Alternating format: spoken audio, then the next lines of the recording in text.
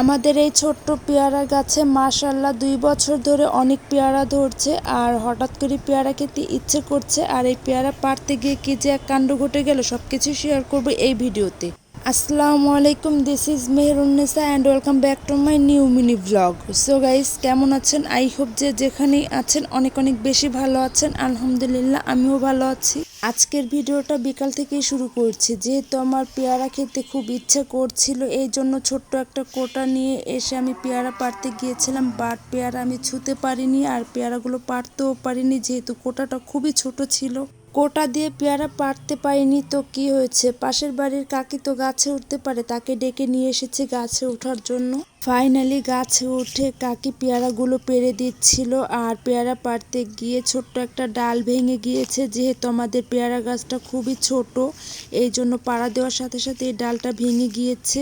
তো যাই হোক, কিছু করার নেই, সে তো আর ইচ্ছে করে ভাঙেনি। আর দেখুন গাছতলায় কত বড় বড় পেয়ারা পেকে পেকে পড়ে আছে, বাট ওই পেয়ারাগুলো একদমই খাওয়া যায় না।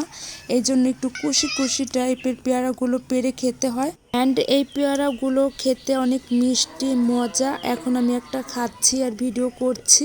আর আমাদের এই ছোট্ট পেয়ারা গাছে যতগুলো পেয়ারা ছিল খাওয়ার উপযুক্ত, একদম ছোট্ট কুশি পেয়ারা বাদে সবগুলো পেয়ারাই পেরে নিয়েছি। ইভেন সবাই সবার মতো ভাগ করে নিয়েছি, যেহেতু এই পেয়ারাগুলো একটু বালুর মধ্যে পড়ে গিয়েছিল, এই জন্য আমি একটু ক্লিন করে নিয়েছি। যাই হোক, আজকের ভিডিওটি এই পর্যন্তই। আর আমার এই ছোট্ট মিনি ব্লগটি আপনাদের কাছে কেমন লেগেছে কমেন্ট করে জানাবেন, আর ভালো লাগলে শেয়ার করে দিবেন। আল্লাহ হাফেজ।